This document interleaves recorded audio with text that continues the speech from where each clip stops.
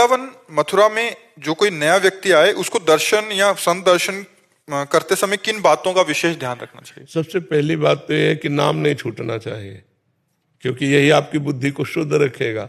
और यहां किसी के भी दोष दर्शन न करें, क्योंकि हमारी दृष्टि मायामयी है, तो हमको स्त्री दिखाई देगा, पुरुष दिखाई देगा। जब स्त्री पुरुष जड़ चैतन्य दिखाई देगा तो उसकी गलतियां भी दिखाई देंगी।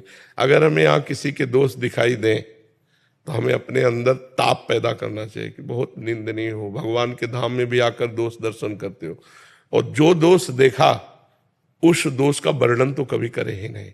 अगर वर्णन कर दिया तो आपका आना बेकार हो जाएगा, आपके द्वारा अपराध बन जाएगा। वैष्णव धाम में किसी के भी दोष दर्शन न करना, और दोष दर्शन न कहना, और दोष की बातें न सुनना, ये हम सबसे पहला नियम ले। और दूसरी बात, धाम आदि में है जैसे हम आवे तो हमको जो गृहस्थी के भोग विलासिता है वो नहीं करने चाहिए।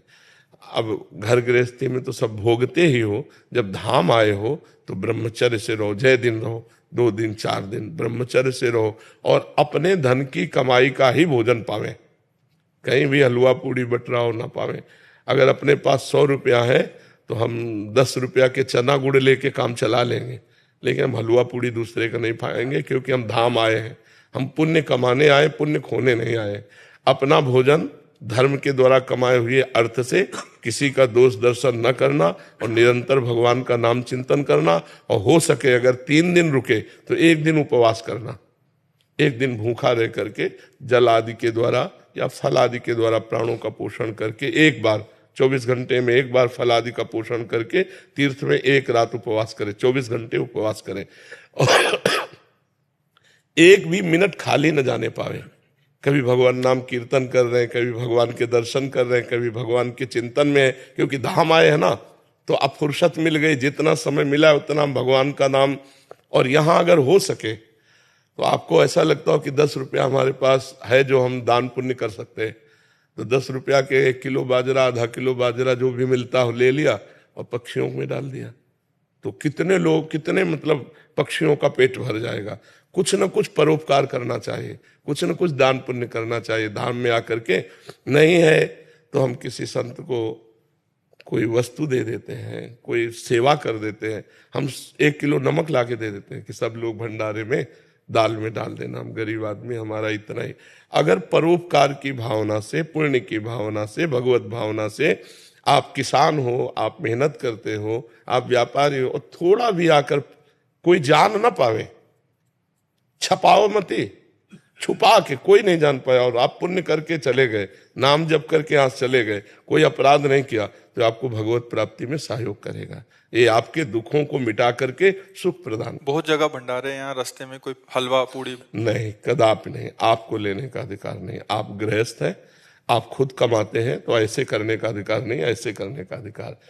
यदि आपको ऐसा लगता है कि हम पा लेते हैं तो निकालो 20 रुपया 50 रुपया उसके पास रखो, वहीं रख दो और छोड़ के चले आओ।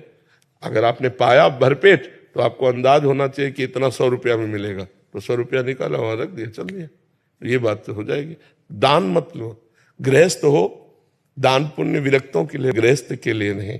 भगवान ने तुम्हें जो दिया है उसी से उतना निर्वाह करो। नमक चना रोटी खा के गुजारा करके चले जाओगे तो पुण्य एकत्रित कर लोगे, हलवा पूड़ी खा के जाओगे तो पुण्य यहीं दे के चले जाओगे। और संतों के दर्शन करने के समय किन बातों का ध्यान रखें? बस हमें अगर भगवत स्मरण चल रहा है तो हमारा दोष दर्शन होगा ही नहीं।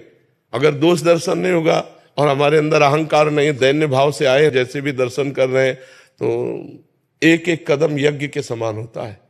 हाँ, संत मिलन को चाहिए तजि माया अभिमान, जीव जीव पग आगे बढ़े कोटिन यज्ञ समान, ऐसा वर्णन किया गया है।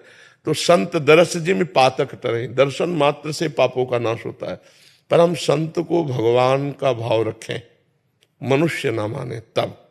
जैसे एक पत्थर है जिसे हम पत्थर मानते हैं, और एक पत्थर है जिसे हम भगवान मानते हैं।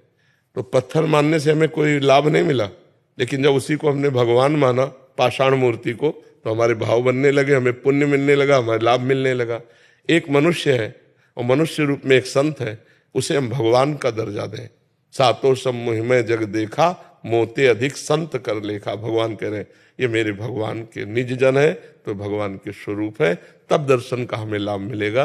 कहीं कोई दोष दर्शन न हो, कहीं कहीं उनकी अवहेलना ना हो जाए, शांत भाव से दर्शन क्यों चलेगा।